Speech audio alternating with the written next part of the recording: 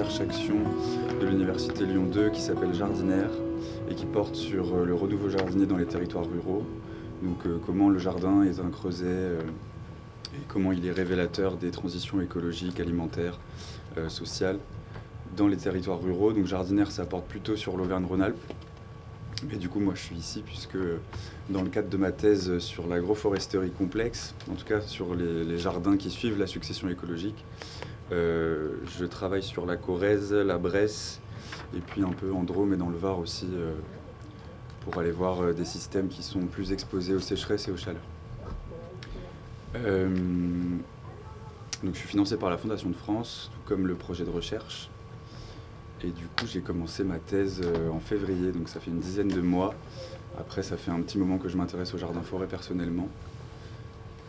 Et je suis aussi administrateur du CIVAM Sahel, qui est hébergé juste à côté, dans lequel on organise des journées d'échange avec des jardiniers et des paysans sur des thématiques comme le jardin-forêt, la syntropie, la gestion de l'eau, les fourragères, etc.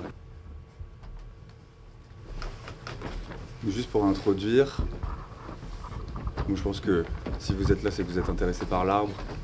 Et bien sûr, il y a des bénéfices écosystémiques. Donc là, il y a biodiversité, microclimat, optimisation de l'énergie solaire et fertilité. Mais moi, ce que je voulais surtout dire, c'est qu'on parle beaucoup d'énergie verte, mais ce sont pour moi des énergies qui sont extraites des systèmes et qui sont donc pas écologiques, puisqu'on va aller miner, on va utiliser nos sols comme du substrat pour faire pousser ce dont on a besoin en les épuisant. Et donc pour moi, la seule énergie verte qui existe, c'est la photosynthèse, parce qu'avec un peu de lumière, de minéraux, de carbone et d'eau, on arrive à créer de la valeur ajoutée en parlant en termes économiques.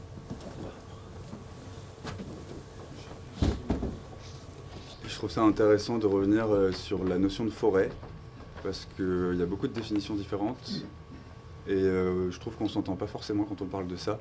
Donc bon, la définition de Larousse, moi je trouve qu'elle ne veut pas dire grand-chose. De toute façon, de manière générale, les définitions pour la forêt ne veulent pas dire grand-chose. Donc dans le langage courant, on a quelques termes, mais ça évoque rien, si ce n'est des formes forestières où on trouverait plusieurs arbres sur une étendue. On a aussi le vocabulaire des forestiers, des arboristes, où là on va parler de pinèdes, de chênaies, mais encore une fois pas très précis, et puis c'est pas des expressions populaires. Et après les écologues qui vont les classer selon la qualité de la forêt, c'est-à-dire est-ce que c'est une forêt primaire, secondaire ou dégradée. Et la majorité des termes pour définir la forêt, ce sont des termes qui sont utilisés au regard de l'utilisation qu'en a l'être humain. Donc la forêt, c'est un terme qui est défini socialement. Il n'y a pas de définition universelle de forêt. Et André Corvol, qui a travaillé sur l'histoire des relations de l'homme et de la forêt, il a trouvé 126 mots pour désigner la forêt. Et c'est ce que je vous disais, c'est d'abord un espace qui est défini socialement, puisque tous ces termes renvoient à l'action de l'homme. Et pour décentrer le regard, on a d'autres populations dans le monde qui soit n'utilisent pas le terme de champ, ça n'existe pas dans leur vocabulaire, soit au Gabon, chez les Pindi, où la forêt, c'est le même mot que pour appeler un champ.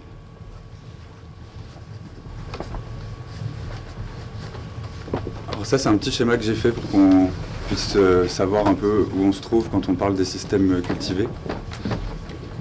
Donc il y aurait 3 pôles de conception des espaces cultivés qui ont été définis par des géographes et des ethnobotanistes au cours du XXe siècle.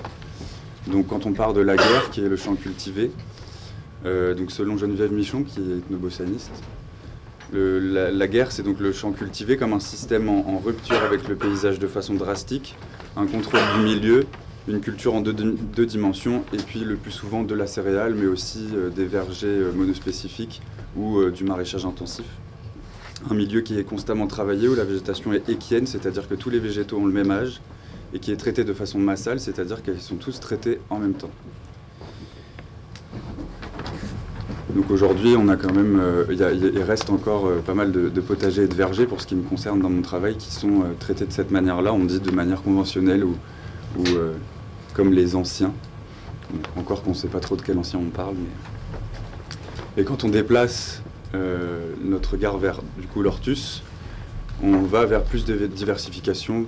Et l'ortus, ça a donné le mot horticulture, parce que hortus en latin ça veut dire jardin. Donc l'art de cultiver les jardins, ou une branche de l'agriculture qui comprend la culture de légumes, de fleurs, d'arbres, d'arbustes fruitiers et d'ornements. Donc un peu tout ça. Et Geneviève Michon, elle le définit par une grande diversité d'espèces cultivées, traitées pied à pied et de façon non massale. Donc tous les végétaux n'ont pas le même âge. Et comme un lieu tridimensionnel d'architecture complexe, voire d'apparence chaotique, qui est destiné à des productions variées.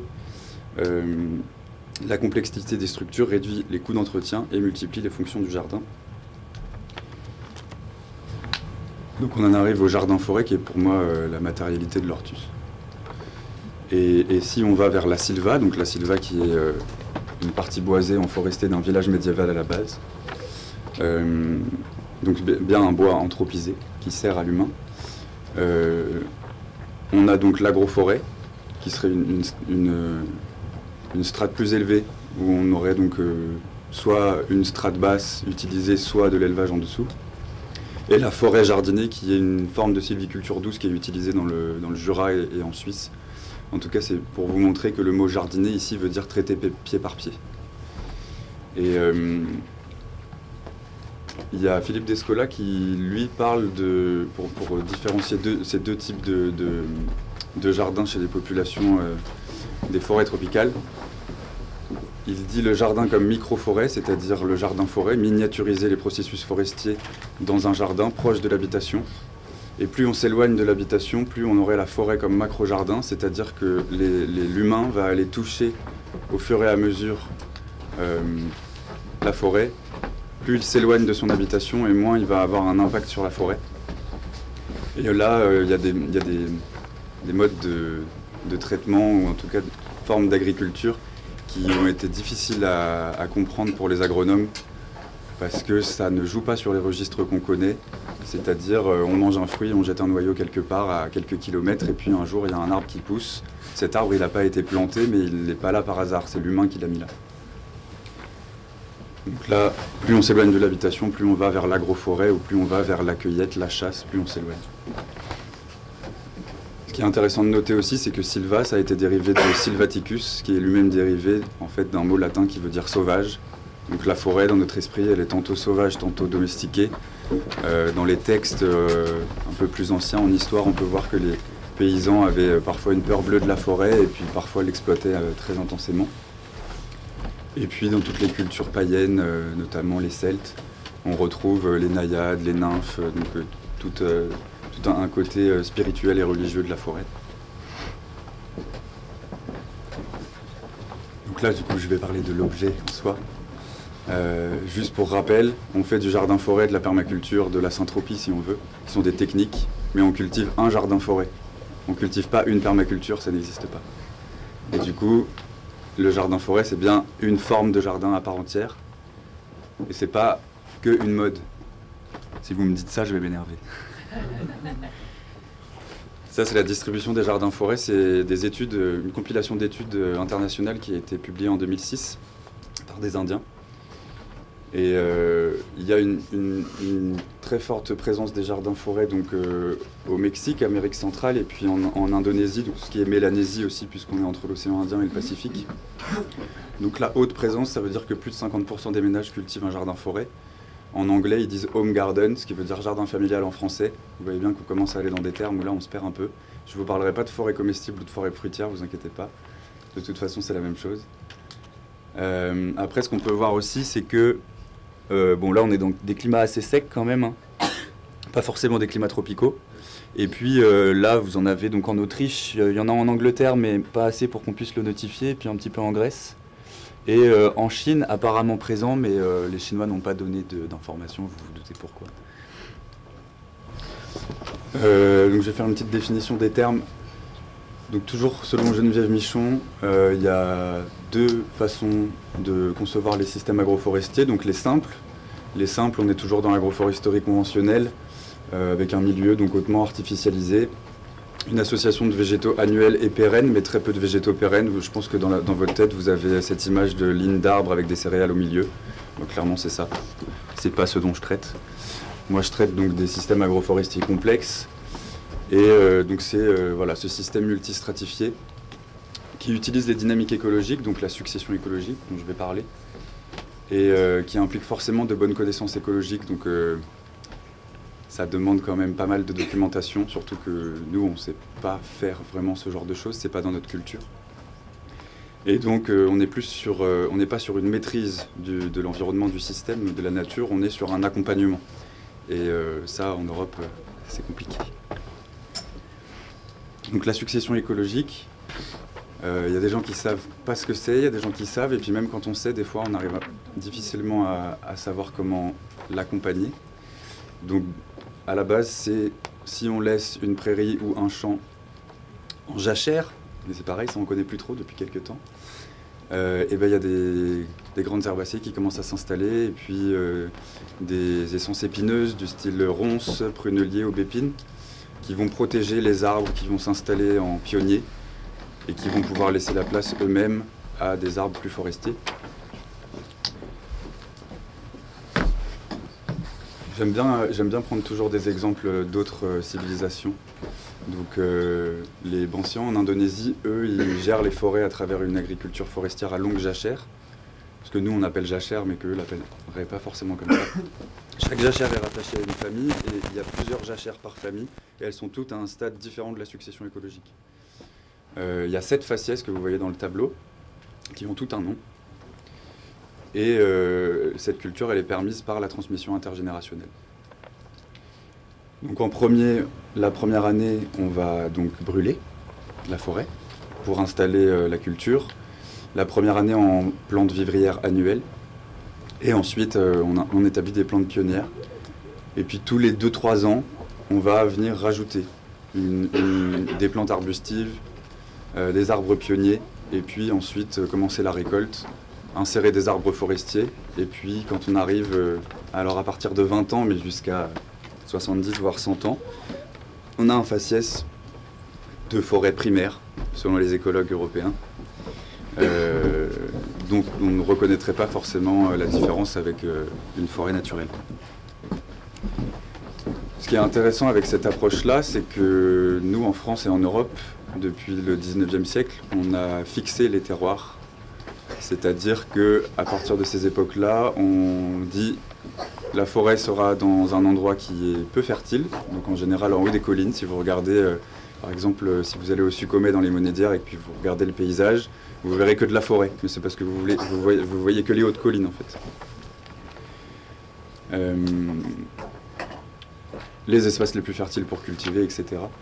Et puis au XXe siècle, on a eu la riche idée de standardiser et de spécialiser tous les territoires. Donc en Limousin, on fait du Douglas et de la vache limousine. En Périgord, ils font du canard. Et puis dans la Beauce, ils font des céréales.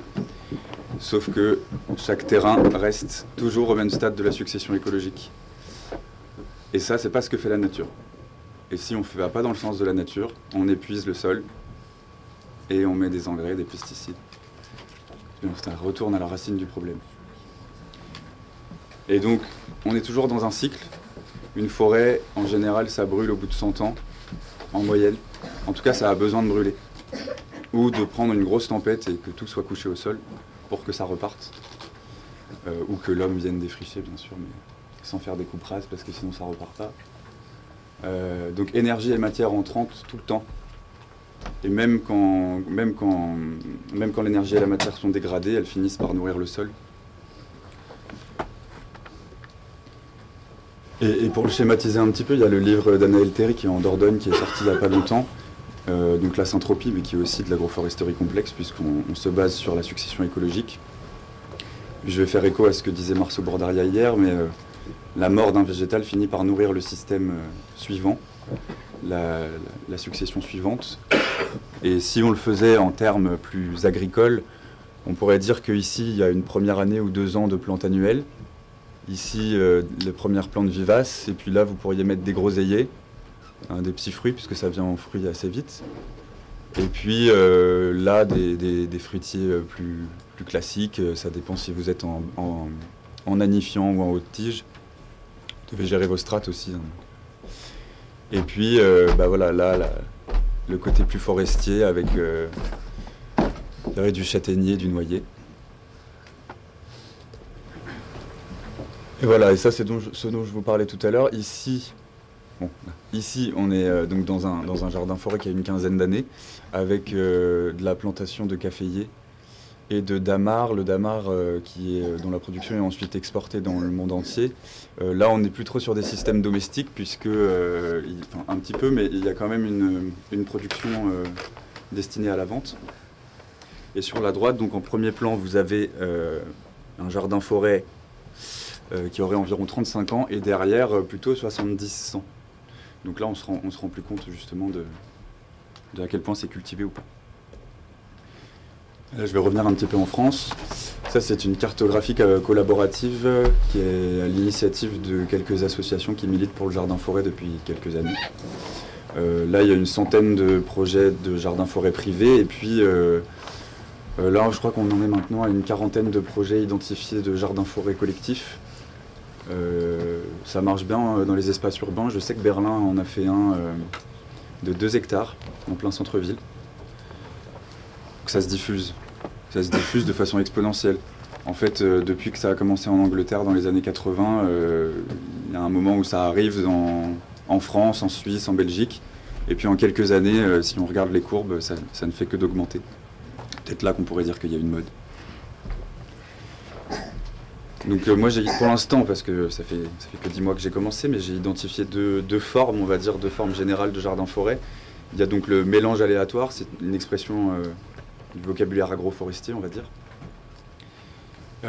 avec des plantes annuelles, des plantes sauvages, des plantes vivrières. Et on dit aléatoire parce que, comme disait Geneviève Michon, on peut avoir l'impression que c'est chaotique, mais ça ne l'est pas puisque chaque végétal occupe sa niche écologique. Donc moins de maladies, plus de vigueur. Et donc à la forêt gourmande, c'est un jardin-forêt qui est sur 2 hectares et qui a été planté comme ça. La volonté, c'était de laisser la biodiversité venir, donc le terrain n'est pas clôturé, il n'y a pratiquement pas de protection sur les arbres, les biches, les renards passent à l'intérieur. Il y a beaucoup de ronces. Et à l'intérieur, ça donne ça. Et on n'a pas trop l'habitude. En tout cas, moi, quand je me balade là-dedans, ça me fait un peu bizarre. Mais j'y suis allé avec mon groupe de chercheurs et ils n'avaient jamais vu ça. Et ils n'avaient surtout jamais vu des pommiers qui n'étaient pas traités et qui étaient en aussi bonne santé. Et après, il y a la haie, enfin les haies. Donc les haies bocagères, mais ça, j'en parlerai pas. Mais c'est vrai qu'on peut faire de l'agroforesterie. Enfin, en tout cas, le bocage, on appelle ça agroforesterie aujourd'hui, ce qui n'était pas le cas avant, parce que l'agroforesterie, le mot existe que depuis est créé en 1977. Et puis, sous forme de haies. Donc, je sais que Atmosphère, la pépinière Atmosphère en Creuse cultive comme ça. Et dans les modes de gestion syntropiques, du coup dans les techniques syntropiques, donc là vous avez un jardin-forêt syntropique en Nouvelle-Zélande, où là on va plutôt planter en haie, soit dans un but vivrier intensif, soit parce que c'est un paysan qui a décidé de vivre de son jardin-forêt. Quand on plante les haies sur les courbes de niveau, ça évite l'érosion et puis ça retient l'eau aussi. Des techniques un petit peu pour se préparer au dérèglement climatique.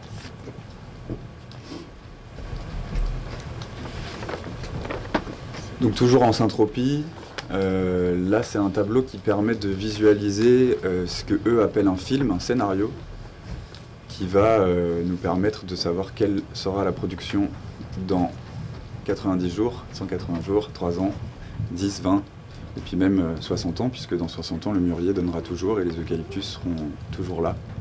Alors je ne sais plus pourquoi elle voulait planter des eucalyptus. Au début, c'est bon. Quand c'est en vert, ça veut dire que c'est pour la biomasse. Où là, ils vont planter environ 80% de biomasse. Ça évite de ramener des bennes de biomasse. Je pense que mon discours, les maraîchers vont pas trop aimer à force. Les strates, c'est pas les mêmes. Non, c'est pas les mêmes, mais j'y viens. Il y a 2 façons donc, de commencer une succession écologique dans les jardins que j'ai pu voir.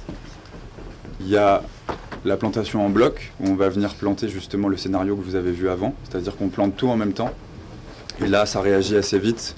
les racines se relient et puis on commence à aller assez vite sur la succession écologique, ou des gens qui vont planter directement les arbres de canopée. Donc ça, c'est ce qui est plutôt fait, dit de faire par Martin Crawford dans son livre, et puis par d'autres personnes qui ont écrit des jardins-forêts.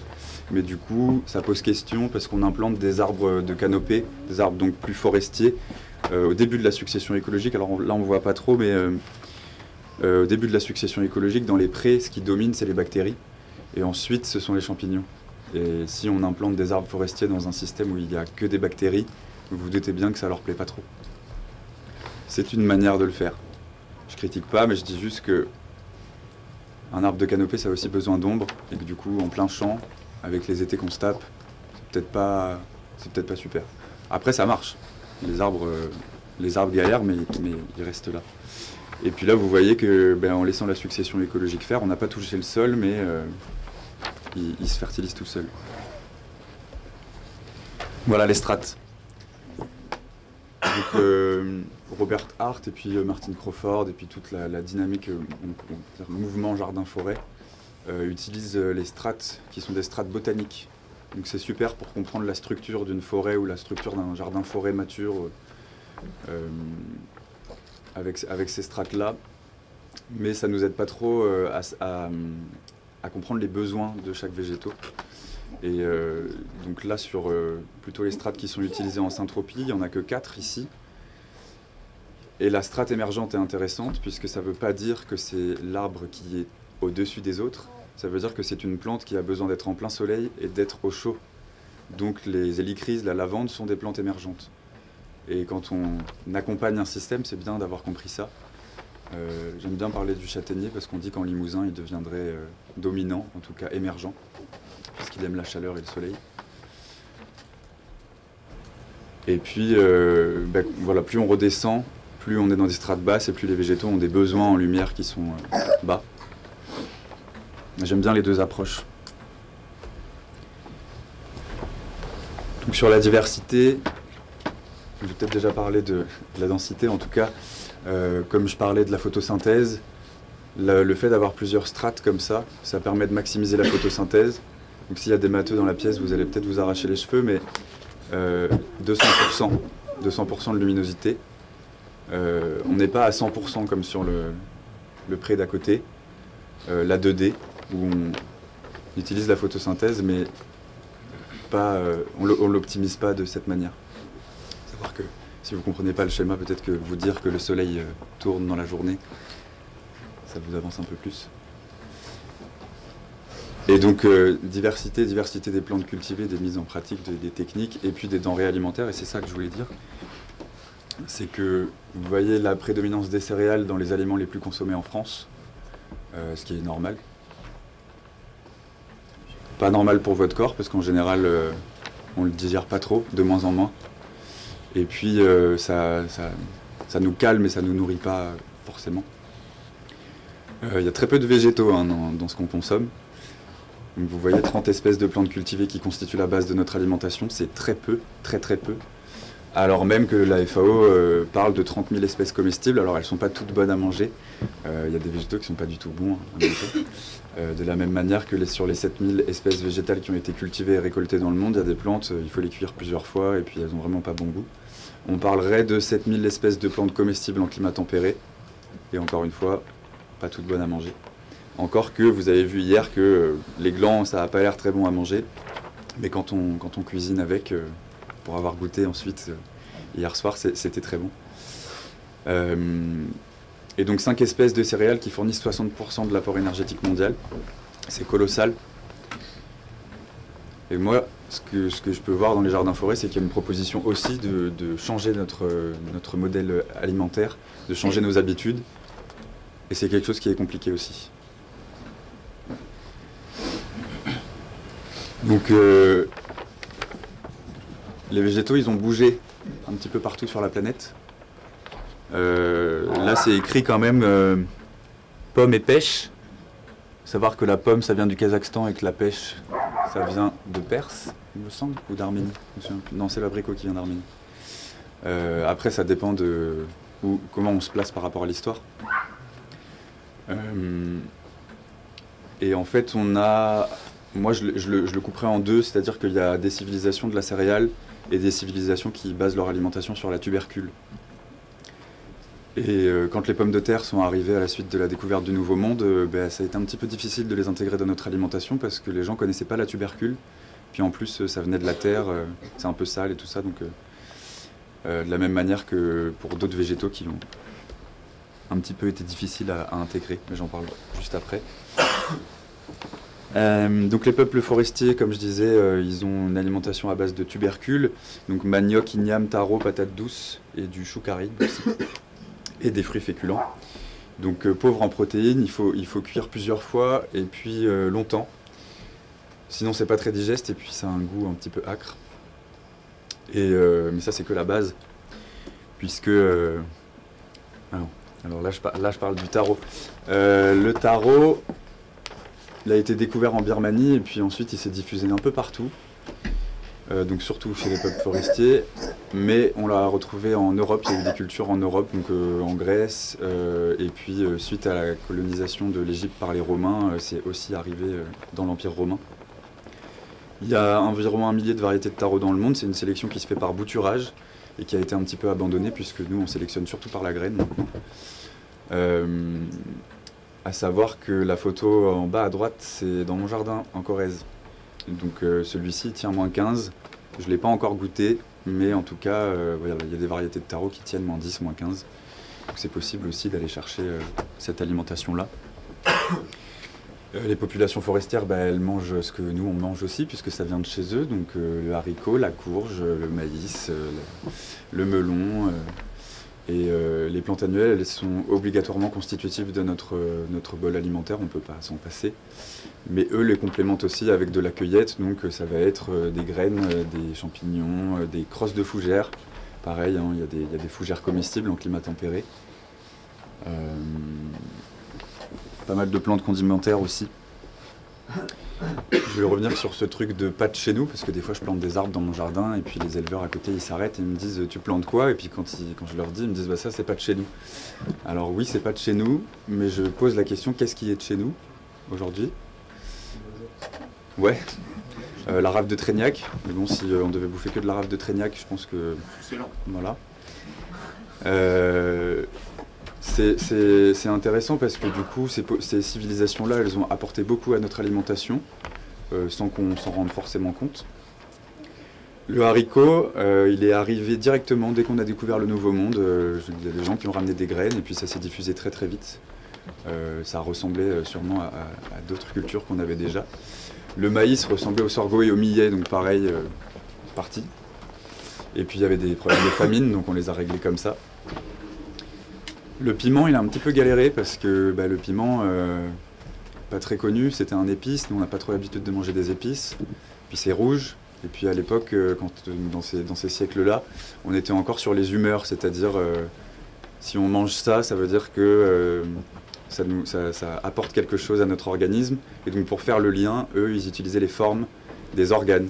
Donc si ça avait la forme et la couleur de tel organe, ça veut dire que c'était bon pour cet organe-là. Et le piment, il me semble qu'ils n'ont pas trop trouvé au début. Donc, Et puis la tomate, les premières traces de culture en France, c'est 1830 par des maraîchers parisiens. Donc la tomate à la provençale et le tian avec le poivron et tout ça, c'est très jeune quoi. Donc le pas de chez nous, quand on vous sort des tomates à la provençale, vous pouvez dire que... Chez nous. Voilà. Et puis il y a une question aussi sur la domestication des végétaux. On perd de la génétique, on perd la diversité génétique quand on domestique. Donc on perd la capacité des végétaux à rester en santé puisqu'il y a des maladies infectieuses qui se développent. Ils se multiplient moins par eux-mêmes, ou en tout cas ils se diffusent moins par eux-mêmes. Et du coup on est obligé d'avoir des pratiques spécifiques. Donc je pense à la greffe. Je critique pas la greffe, c'est super, hein, mais le greffon c'est toujours le même arbre. Donc l'arbre il vit depuis assez longtemps, donc, je pense qu'il fragilise un petit peu. Et il y a beaucoup de gens dans les jardins forêts que j'ai pu voir qui vont dans un sens et dans l'autre. C'est-à-dire que sur la planche de gauche vous avez donc du cornuiller mâle, sauvage, J'en ai parlé un petit peu à mes voisins, là, toujours des éleveurs. Je pensais qu'ils avaient mangé de la cornouille à un moment ou à un autre, puisqu'il y en a partout dans les haies, et ils ne savaient pas ce que c'était. J'étais un peu étonné. Donc ça s'est perdu, et on comprend pourquoi. C'est vrai que c'est pas très bon à manger, quoique, des fois. Et là, il y a les Ukrainiens et les Polonais qui créent des variétés de cornouiller mâle, donc cornus mas, améliorées, que vous voyez sur la photo, plus gros, plus sucré, plus juteux. Et en même temps, pas trop domestiqué encore. Et puis c'est bien parce que du coup, eux, il n'y a pas de brevet sur leur création variétale, donc on peut les commander sur Internet et puis ils nous arrivent. Chez nous, c'est pas encore trop le cas, quoi. Et le chemin inverse, ça serait de rendre plus sauvage le pommier avec du pommier kazakh. Alors ça, c'est aussi une nouvelle mode. Je sais pas trop, j'ai pas encore trop réfléchi là-dessus, ni eu de retour vraiment utile. Mais voilà, c'est des questions à se poser, je pense. Et puis, j'avais un petit peu annoncé qu'on parlerait des règlements climatiques, enfin en tout cas adaptation au dérèglement climatique. Mais moi j'avais prévu dans mes études de me spécialiser là-dedans. Et puis au final, je me suis spécialisé dans une niche qui permettrait de s'adapter au dérèglement climatique. À savoir que je reviens un peu dessus, puisque là, en travaillant dans des systèmes qui sont un peu plus sudistes, l'arbre met très longtemps à pousser. Et quand on regarde les pratiques agroforestières dans des endroits plus déserts, par exemple dans l'Atlas, avec les arganeraies marocaines, il n'y a pas de possibilité de faire des strates. On n'est pas du tout dans un système où il pleut 1200 mm d'eau par an comme ici. On est dans des systèmes où on a besoin de planter des arbres à même la roche et de faire paître des animaux dessus parce qu'il n'y a pas de ressources en herbe dans ces endroits-là. Et je pense que c'est ce qui est en train d'arriver dans le Var, parce que quand je suis allé visiter des jardins-forêts là-bas, je suis arrivé dans le jardin-forêt et j'ai dit mais ça fait quoi? Ça fait 4-5 ans que tu es là? Et la personne m'a répondu non, ça fait plus de 10 ans. Et les arbres étaient hauts comme ça, quoi. Donc peut-être qu'on a encore le temps pour en faire ici, mais peut-être que d'ici 100 ans, on n'en fera plus. En tout cas, il y a pas mal de pratiques agroforestières à les mobiliser. Et puis, je me suis pas encore trop renseigné sur les divinités païennes en Limousin, mais peut-être qu'un jour je vous en parlerai. Voilà. Et puis je vais prendre vos questions. C'est bon, je suis dans les temps en plus.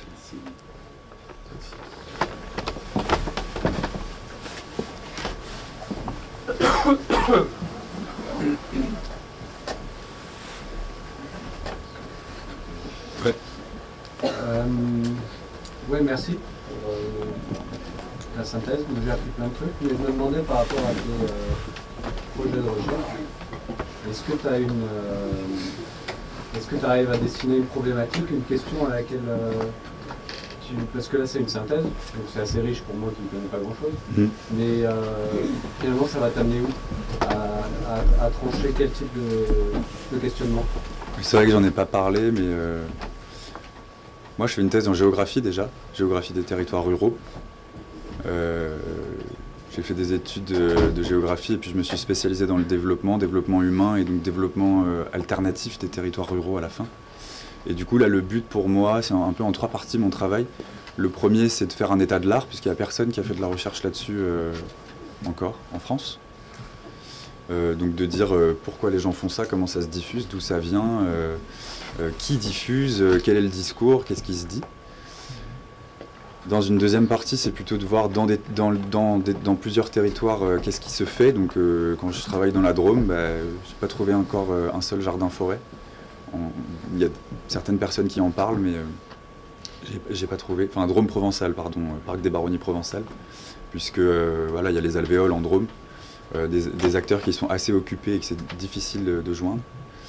En Corrèze, parce que c'est de nouvelles installations, il y a pas mal de gens qui arrivent et il y a beaucoup de projets de jardin-forêt. Aussi le foncier est pas cher, du coup ça permet, pas cher comparé à d'autres territoires, mais qui permet à des gens de venir s'installer, parce que vous vous doutez bien qu'en Drôme provençal c'est un petit peu compliqué, dans le Var j'en parle même pas. Et puis le fait que j'habite ici et que du coup je sois en immersion dans ces réseaux-là, que je sois administrateur chez Sahel, ça fait que ça brasse beaucoup de gens qui cultivent des jardins-forêts. Et la troisième partie du coup, c'est plus anthropologique. Encore que la géographie a traité de ces thématiques-là, donc les thématiques de lien de l'homme à la nature. J'aime pas trop ce terme, mais le terme change souvent. On dit environnement, nature, vivant. Le but, c'est de voir que les personnes qui suivent la succession écologique, elles sont plus du tout dans les mêmes modes de pensée et dans les mêmes pratiques que quelqu'un qui va défricher la terre en permanence pour imposer des cultures, on va dire. Et du coup, le but, c'est de voir à quel point ça change leur lien au vivant.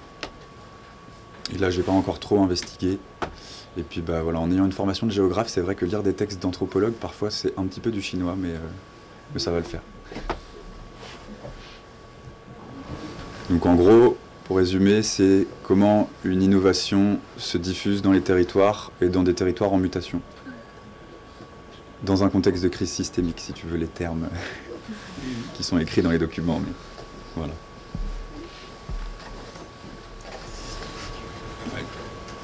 Je voudrais savoir, pour mettre en place un jardin forêt, on est obligé d'avoir une grande superficie de terrain.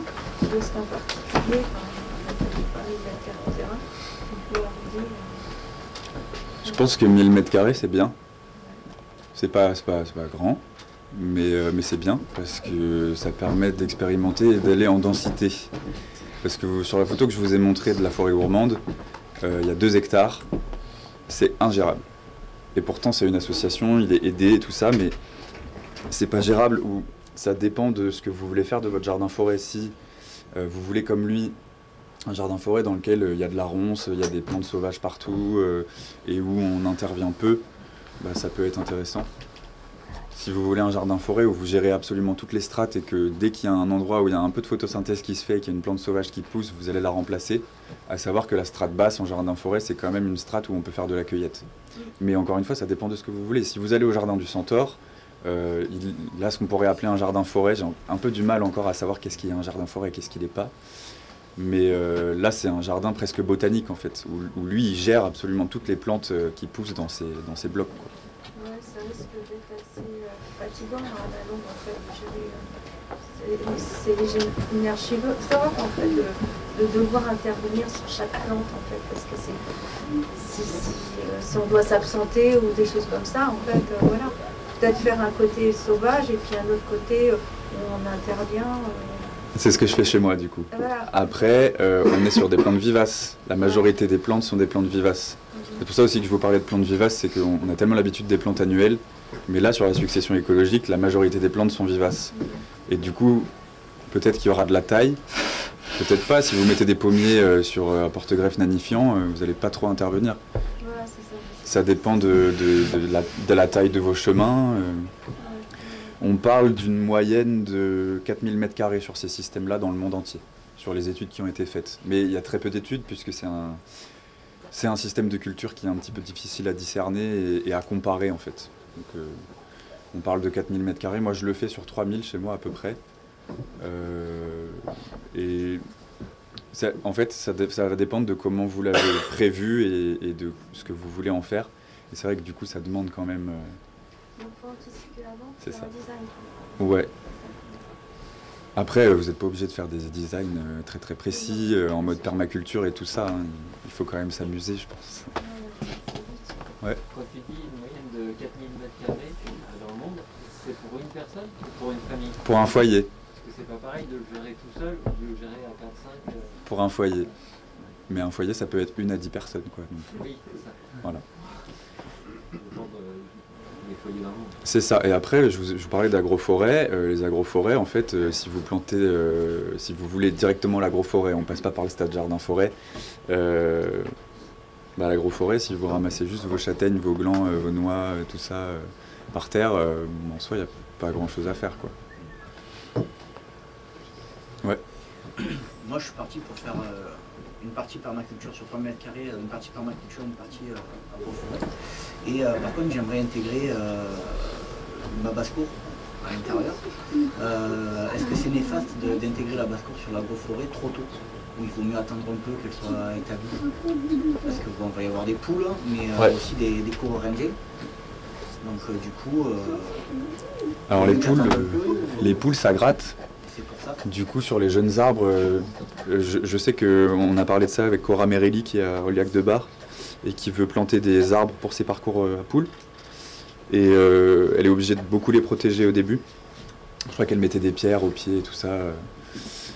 Et les canards, moi, ça ne me pose aucun problème, les canards. Ouais, vraiment. le corallien, ça, Ouais. ça mange les limaces et tout, donc c'est... Et puis, ça ne va pas gratter, donc non, il n'y a aucun souci. Par contre, on parlait de design, il faut prévoir l'implantation dans un jardin-forêt. Là, toi, tu parles d'agroforêt, ça veut dire que ta strate basse, elle est faite pour l'élevage. Exactement. Et du coup, là, il n'y a aucun souci. Par contre, toujours chez Fabrice Desjours, là, à la forêt gourmande, quand j'étais passé il y a quelques années, il n'y avait pas de poules. Et là, j'y suis retourné au printemps et ils ont introduit des poules. Et dans le jardin-forêt, il a fallu enlever pas mal de trucs, mettre une clôture, et puis une grosse clôture parce que les renards venaient se servir. Ah oui, oui. Et du coup, maintenant, on a un chemin qui est comme ça et on passe comme ça, au bord du grillage. Et du coup, ça, c'est un truc qu'ils disent beaucoup maintenant, c'est vraiment si vous voulez implanter des poules dans un système comme ça, il faut le prévoir à l'avance. Parce que, comme le coureur indien dans un potager, c'est bien de le faire de façon séquentielle, les animaux sur des parcours, plutôt que de les laisser tout le temps, ou à moins d'être sur un système très extensif. Mais les animaux ont quand même un gros impact. Ouais.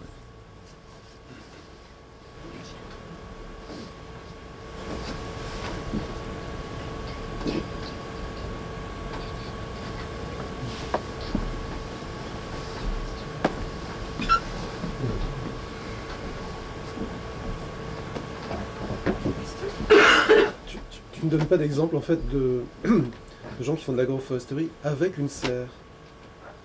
Il y a quelqu'un en Corrèze qui a une serre en fait et ça communique en fait avec le jardin-forêt. Ok. Et les animaux même en fait chauffent la serre et vont se balader dans la Ouais, forêt. faut me donner des contacts. Ouais, alors là j'ai l'impression qu'on parle peut-être un peu plus de permaculture du coup, tu sais, avec ces trucs de vases communicants et tout ça.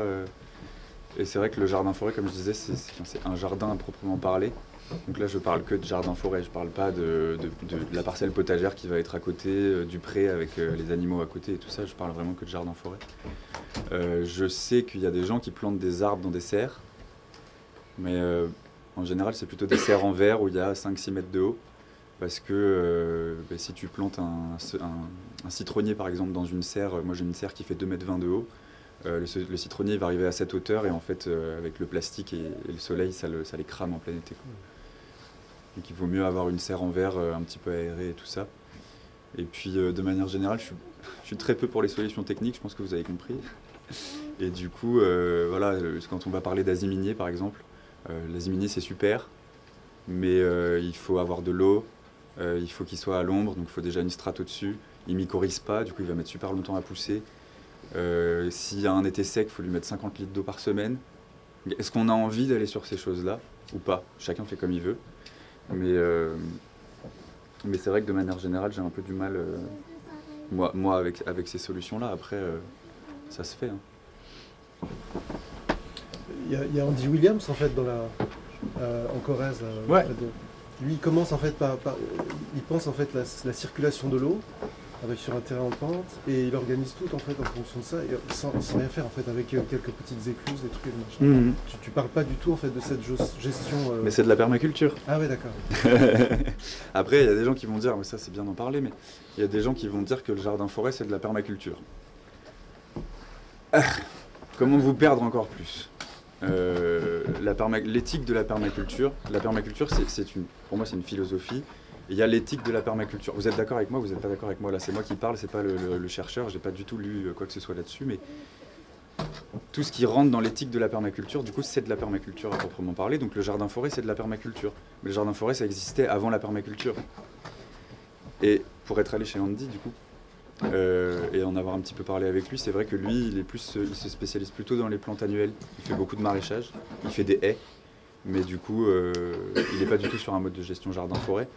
Et le jardin-forêt, ça s'arrose pas. Au début, ça s'arrose quand tu plantes, bien sûr, mais la forêt, elle se suffit à elle-même, personne n'arrose une forêt. Du coup, oui, c'est bien de faire de la gestion de l'eau, de récupérer de l'eau l'eau de pluie et tout ça, mais je pense qu'il y a moins besoin d'eau en jardin-forêt quand même, parce que, encore une fois, on est sur des plantes vivaces qui n'ont pas besoin de nous, à proprement parler, pour vivre. Sauf peut-être pour être taillées ou pour avoir plus de production fruitière, mais... Ouais. Est-ce que tu peux revenir sur un moment sur mon diapo, tu parlais des 2 modes d'implantation. Ouais. Soit d'abord les arbres de canopée, soit tout d'un coup, c'est ça? Ouais. Ouais, alors il n'y a pas de diapo vraiment qui va vous aider là-dessus parce que je l'ai pas mis là-dedans, mais en fait. Excuse-moi, tu as dit que si on plantait que les arbres de canopée et qu'il n'y avait pas de champignons, ça va avoir du mal à pousser. Mais si tu plantes tout d'un coup, il n'y a pas de champignons non plus.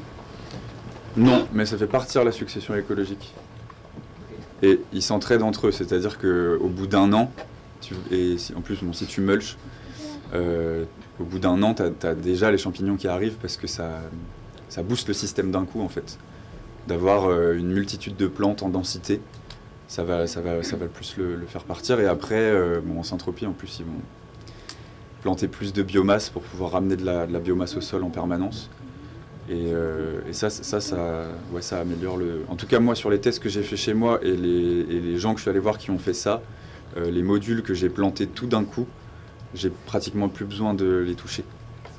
Et ça, c'est intéressant du coup, parce que c'est moins d'intervention, moins de travail du coup. Ça date juste de l'année dernière. J'ai fait plusieurs blocs, il y en a que j'ai planté avec du couvert, j'ai semé du couvert végétal, il y en a d'autres où j'ai planté seulement des ligneux un peu arbustifs arbres, et d'autres où j'y suis allé avec plein de trucs différents. Et c'est là où il y a le plus de trucs différents que ça a marché. Et Anna Elteri en Dordogne, elle fait ça, et elle a des résultats beaucoup plus rapides que d'autres gens qui vont planter en extensif. Et après, il y a la question justement de nos interventions. Moi j'ai remarqué, et puis en permaculture ils le disent aussi, c'est les zones, le zonage. Si tu plantes des choses tout au fond de ton terrain, tu vas moins y aller, tu vas moins t'en occuper, tu vas juste les oublier des fois. Alors que si tu plantes, alors moi j'appelle ça en colonisation, mais d'autres personnes aussi l'appellent comme ça, tu vas partir du plus proche de ta maison et puis tu vas faire des implantations denses.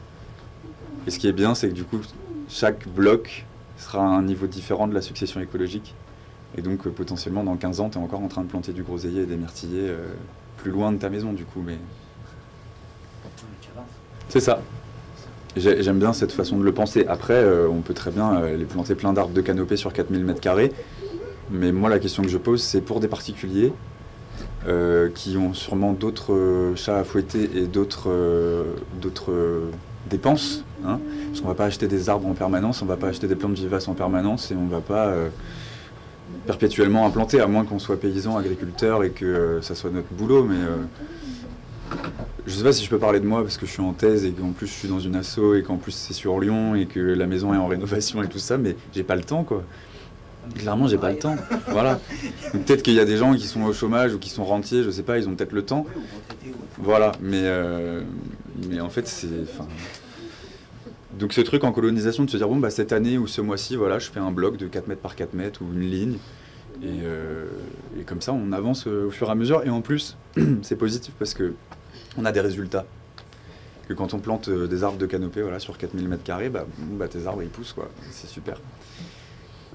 Après, on peut revenir réimplanter d'autres choses. Ce que je vous montrais du coup chez les Bensians en Indonésie, c'est que eux, ils viennent implanter au début tous les 2 ans à peu près.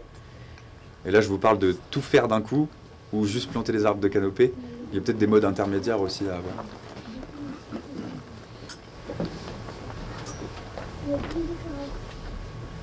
Ouais. S'il y avait dans les agroforesteries traditionnelles, s'il y avait des pratiques de gestion de la fertilité, des manières d'accélérer, comme planter des fixateurs d'azote ou de faire de la récompense. C'est des choses qui existent un peu. Alors moi je fais pas d'agronomie du coup, c'est difficile de te répondre. Mais je sais qu'il y a une gestion de ce qui pousse ou ce qui pousse pas.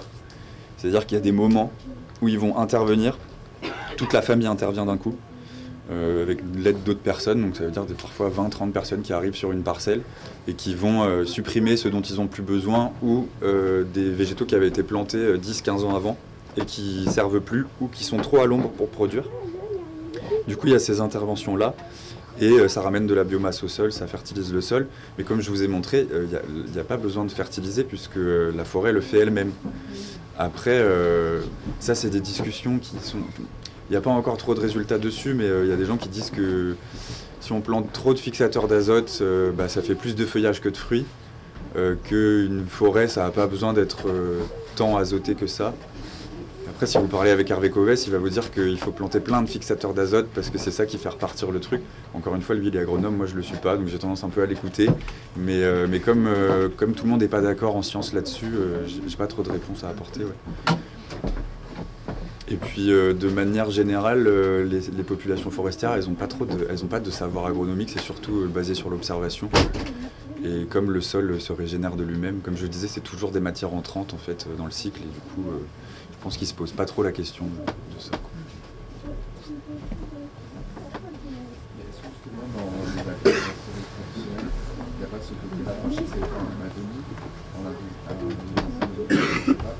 Il n'y a pas le côté où justement, au bout d'un moment, les gens s'en vont et tout. Ah, le nomadisme du coup.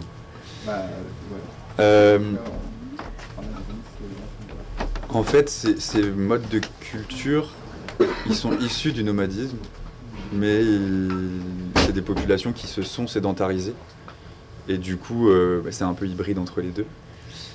Il y a des populations qui bougent, et d'autres non. Après, c'est quand même assez extensif. Je sais pas quel par exemple,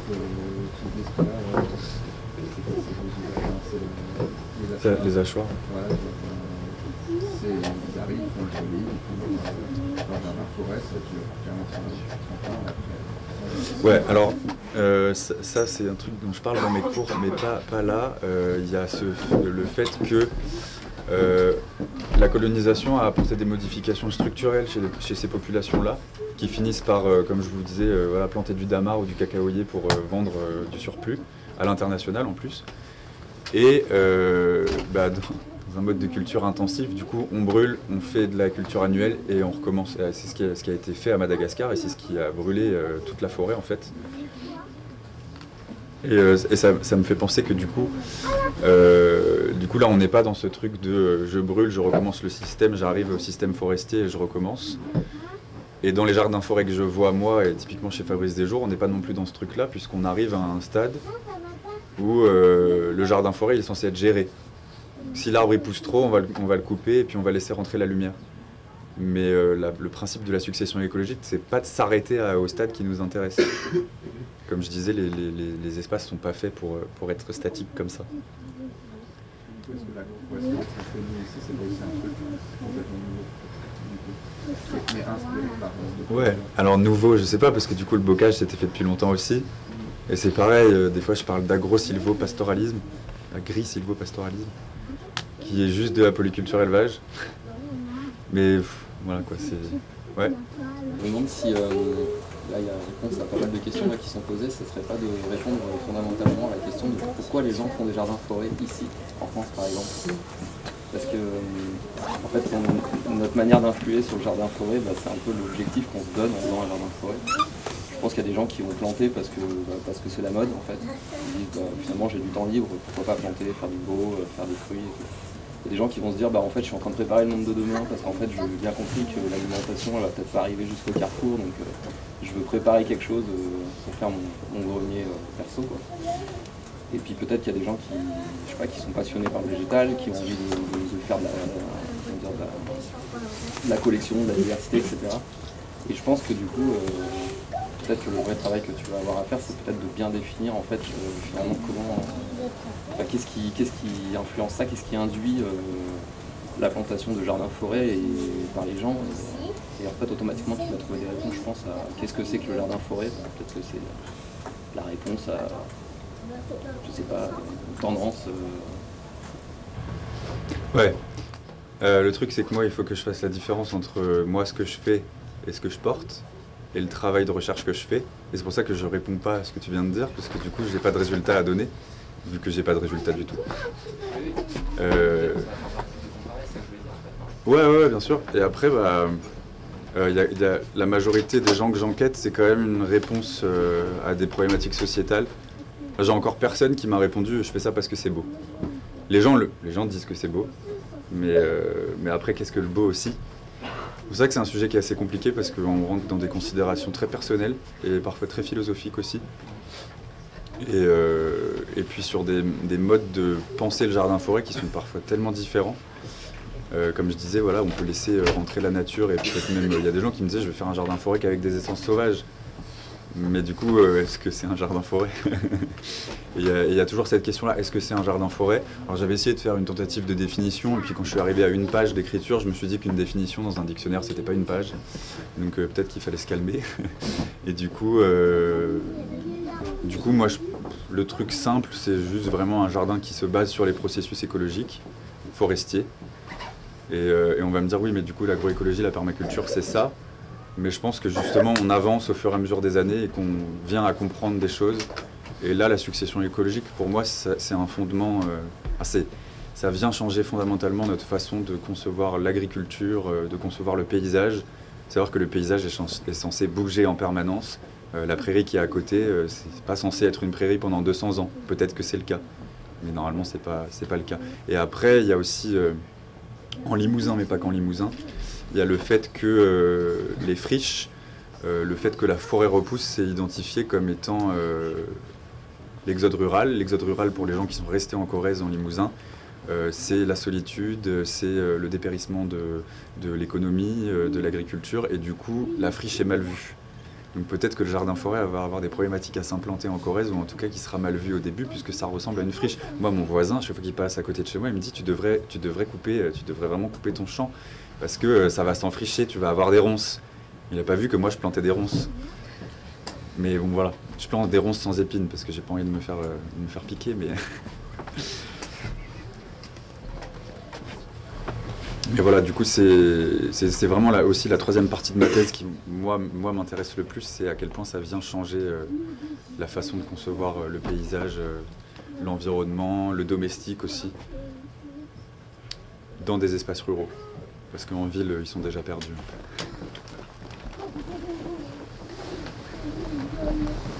Je prends encore une question, puis on va s'arrêter là. Moi, c'était pour intervenir sur le côté agronomique. Tu as parlé de syntropie et de la taille des fixateurs d'azote. Et le principe en syntropie de tailler beaucoup, c'est d'une part, pour, comme tu l'as dit, rapporter de la matière organique directement disponible dans le sol, créer le paillage, éviter le désherbage. Mais c'est aussi parce que les plantes, quand elles vont être taillées, elles vont réagir, et si c'est dans les bonnes conditions, donc en période de pousse, et si elles ont de l'eau disponible, elles vont réagir et se dire ok, je vais être taillé, donc je vais pousser encore plus. Et d'une part, elles vont réagir pour elles, mais aussi elles vont transmettre cette info-là aux différentes plantes autour. Et du coup, on va tailler les plantes qui sont comme l'eucalyptus, même si au début on va le favoriser. On va tailler les plantes qui sont là pour être taillées, pour favoriser la pousse de celles qu'on ne va pas tailler. Mais c'est aussi le cas en jardin-forêt. Oui, bien sûr, bien sûr. La syntropie, c'est quand même un truc un peu plus systématisé où on cherche vraiment à pousser le vivant dans ses retranchements. J'ai l'impression qu'en jardin-forêt, c'est pas vraiment les mêmes. On fait les mêmes choses, mais pas dans le même but, en fait. Après, c'est mettre des mots derrière des techniques qu'on va retrouver dans les différentes choses. Là, la syntropie est une forme d'agroforesterie. Et tu vas créer un jardin-forêt aussi. C'est pour ça que je parle d'agroforesterie complexe, parce que bon, moi j'ai mes termes scientifiques et je trouve ça plus simple de dire c'est de l'agroforesterie complexe, on le met dans une grosse bulle, et après vous utilisez les mots que vous voulez et vous partez dans les courants que vous voulez. Mais ce qui est important pour moi, c'est la succession écologique et le fait de mettre le plus de diversité de plantes et de diversifier son alimentation. Après, qu'on parle de forêt fruitière, forêt comestible, moi quand on me dit forêt fruitière, ça me hérisse le poil parce que je mange des feuilles. Le problème, c'est que mettre forêt en avant, ça me pose question. Mais bon, après, voilà, c'est en fait quand on ne sait pas appeler quelque chose, on fait des mots valises. Verger, maraîcher, voilà, et vous pouvez retrouver ça partout. Jardin-forêt, j'aime bien dans l'idée parce qu'on voit bien l'idée. Enfin, moi, je trouve qu'on voit bien l'idée. Après, voilà, forêt comestible, Fabrice Desjours, il plante du toxicodendron pour faire du vernis. Si vous bouffez une feuille de toxicodendron, vous mourrez dans les 15 minutes. Donc c'est pas une forêt comestible. Mais bon, après voilà, on pourrait s'écharper sur les termes, mais moi ça m'intéresse pas trop, donc je préfère qu'on parle d'agroforesterie complexe. Le problème étant que du coup, on rajoute encore du vocabulaire. Mais bon. Du coup, il y a quand même cette notion, est-ce qu'on entretient l'espace, enfin l'entretien, est-ce qu'on fait de la taille, typiquement, ou est-ce qu'on n'en fait pas? Mais je pense qu'on en fait quand même. Bah, normal, enfin, moi, mon avis, c'est que le jardin-forêt, il y a une intervention de l'homme qui est faite. Bah c'est sûr. Voilà. Enfin, de toute façon, il y a toujours une intervention de l'homme. Moi, je rencontrais des gens qui me disaient « Ah mais c'est bon, moi je vais planter, puis après je m'en occuperai plus ». Mais enfin, à quel moment on s'en occupe plus? Dans ces cas-là, achète une forêt et puis laisse-la pousser, quoi.